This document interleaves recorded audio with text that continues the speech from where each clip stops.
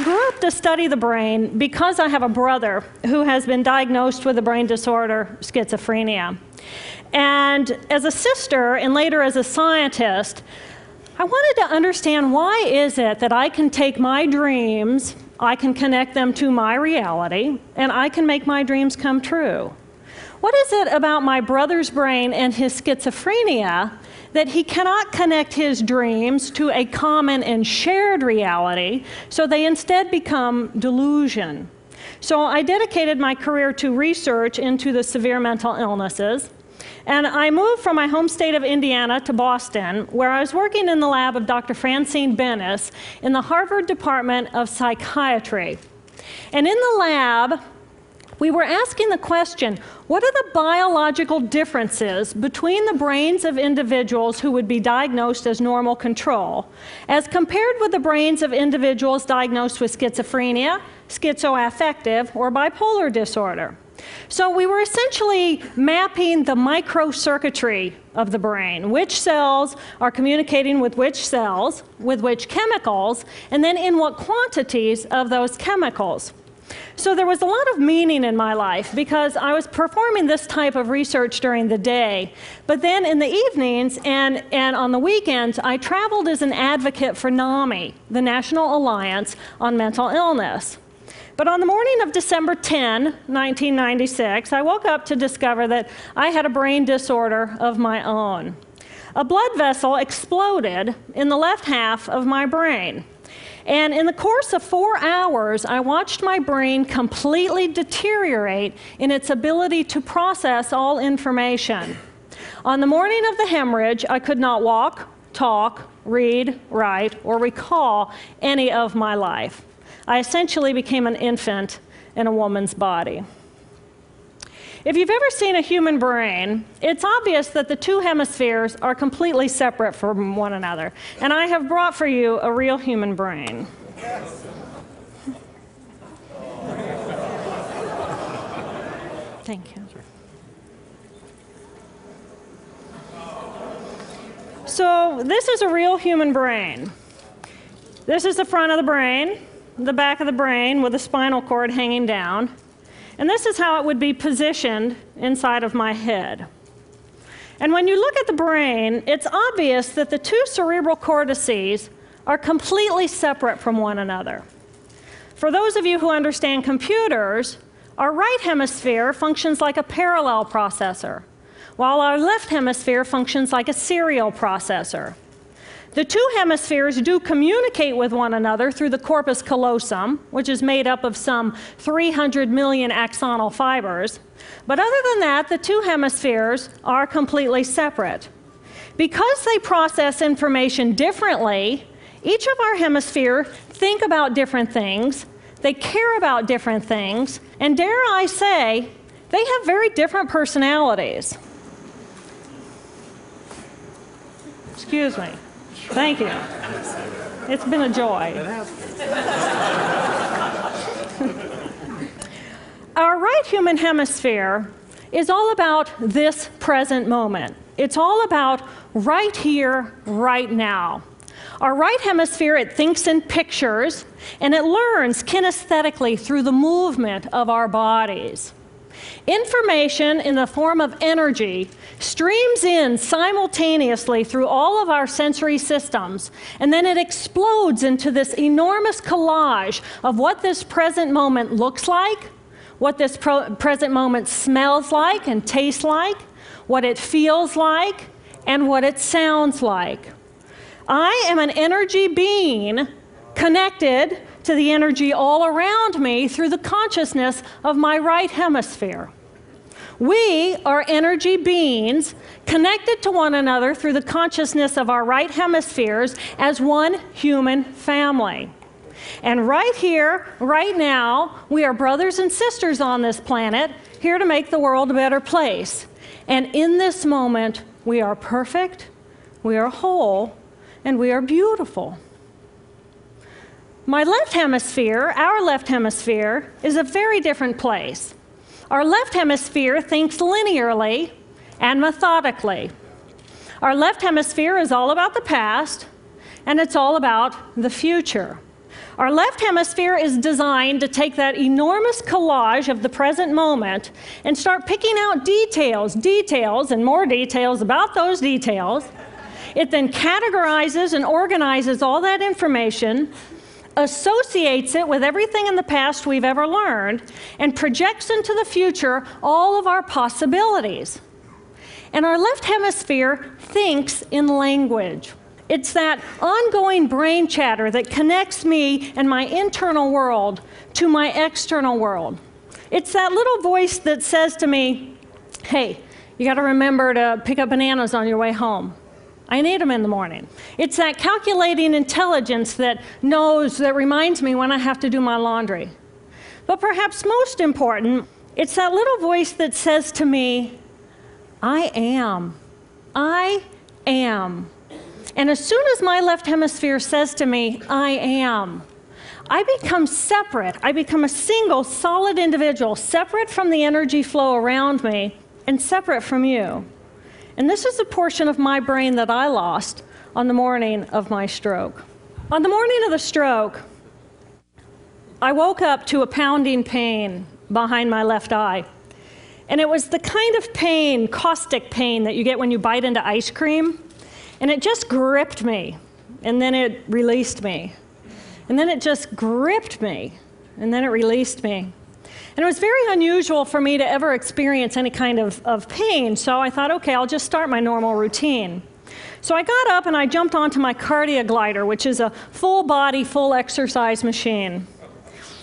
And I'm jamming away on this thing, and I'm realizing that my hands look like primitive claws grasping onto the bar.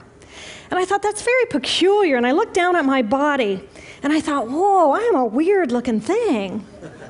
And it was as though my consciousness had shifted away from my normal perception of reality, where I'm the person on the machine having the experience, to some esoteric space where I'm witnessing myself having this experience. And it was all very peculiar, and my headache was just getting worse, so I get off the machine, and I'm walking across my living room floor, and I realize that everything inside of my body has slowed way down. And every step is very rigid and very deliberate. There's no fluidity to my pace, and there's this constriction in my area of perception, so I'm just focused on internal systems. And I'm standing in my bathroom getting ready to step into the shower, and I could actually hear the dialogue inside of my body. I heard a little voice saying, okay, you muscles, you got to contract, and you muscles, you relax. And then I lost my balance, and I'm propped up against the wall. And I looked down at my arm, and I realized that I can no longer define the boundaries of my body. I can't define where I begin and where I end, because the atoms and the molecules of my arm blended with the atoms and molecules of the wall. And all I could detect was this energy. And I'm asking myself, what is wrong with me? What is going on? And in that moment, my brain chatter, my left hemisphere brain chatter, went totally silent. Just like someone took a remote control and pushed the mute button. Total silence. And at first I was shocked to find myself inside of a silent mind. But then I was immediately captivated by the magnificence of the energy around me. And because I could no longer identify the boundaries of my body, I felt enormous and expansive. I felt at one with all the energy that was, and it was beautiful there.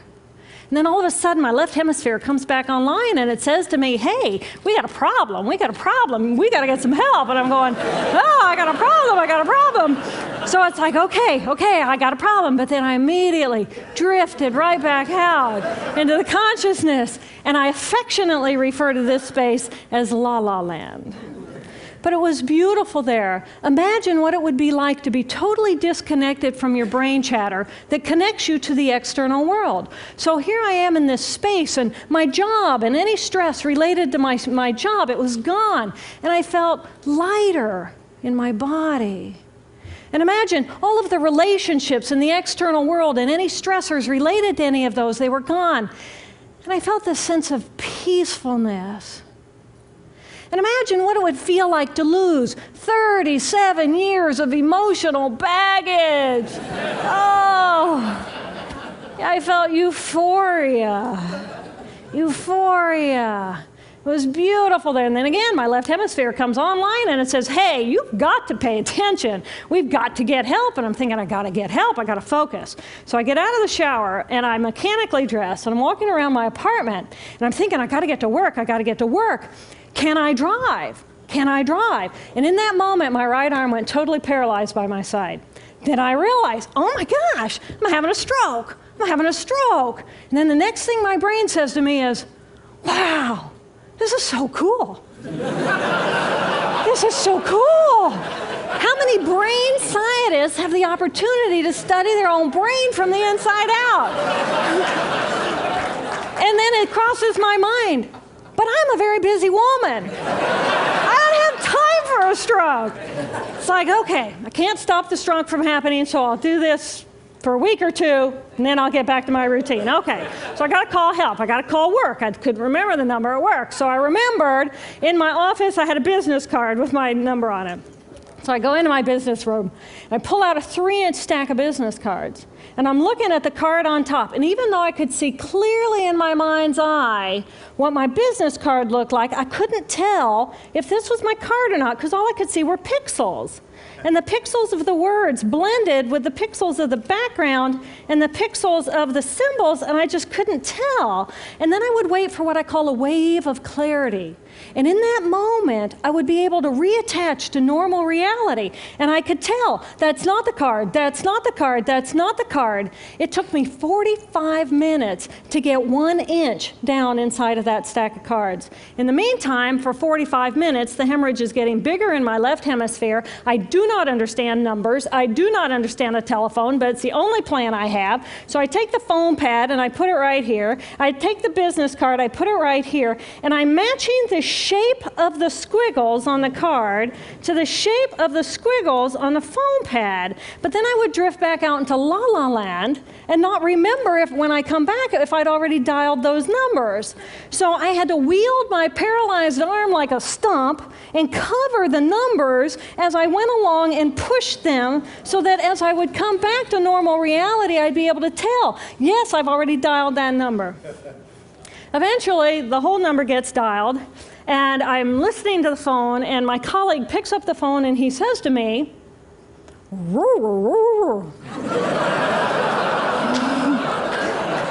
I think to myself, oh my gosh, he sounds like a golden retriever. And so I say to him, clear in my mind, I say to him, this is Jill, I need help. And what comes out of my voice is, and I think, oh my gosh, I sound like a golden retriever. So I didn't know that I couldn't speak or understand language until I tried. So he recognizes that I need help, and he gets me help. And a little while later, I'm riding in an ambulance from one hospital across Boston to Mass General Hospital. And I curl up into a little fetal ball. And just like a balloon with the last bit of air just right out of the balloon, I just felt my energy lift and I felt my spirit surrender. And in that moment, I knew that I was no longer the choreographer of my life. And either the doctors rescue my body and give me a second chance at life, or this was perhaps my moment of transition.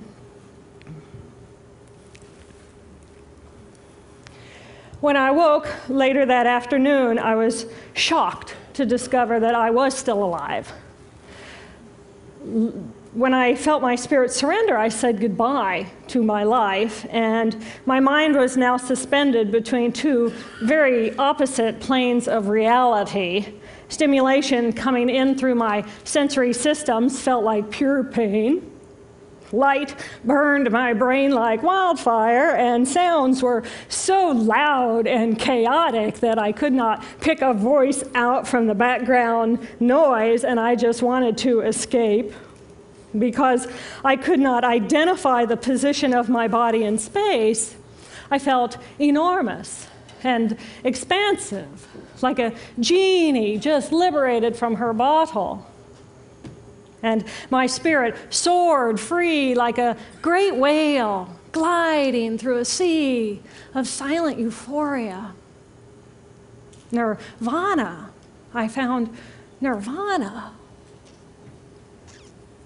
And I remember thinking there's no way I would ever be able to squeeze the enormousness of myself back inside this tiny little body. But then I realized, but I'm still alive. I'm still alive, and I have found nirvana. And if I have found nirvana and I'm still alive, then everyone who is alive can find nirvana. And I pictured a world filled with beautiful, peaceful, compassionate, loving people who knew that they could come to this space at any time and that they could purposely choose to step to the right of their left hemispheres and find this peace. And then I realized what a tremendous gift this experience could be. What a stroke of insight this could be to how we live our lives. And it motivated me to recover.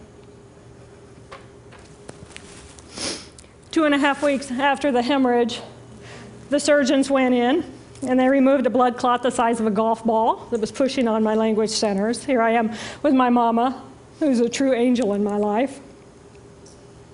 It took me 8 years to completely recover. So, who are we? We are the life force power of the universe with manual dexterity and 2 cognitive minds. And we have the power to choose moment by moment who and how we want to be in the world. Right here, right now, I can step into the consciousness of my right hemisphere where we are. I am the life force power of the universe. I am the life force power of the 50 trillion beautiful molecular geniuses that make up my form, at one with all that is. Or I can choose to step into the consciousness of my left hemisphere, where I become a single individual, a solid, separate from the flow, separate from you. I am Dr. Jill Bolte Taylor, intellectual, neuroanatomist. These are the we inside of me. Which would you choose? Which do you choose? And when? I believe that the more time we spend choosing to run the deep inner peace circuitry of our right hemispheres, the more peace we will project into the world, and the more peaceful our planet will be. And I thought that was an idea worth spreading. Thank you.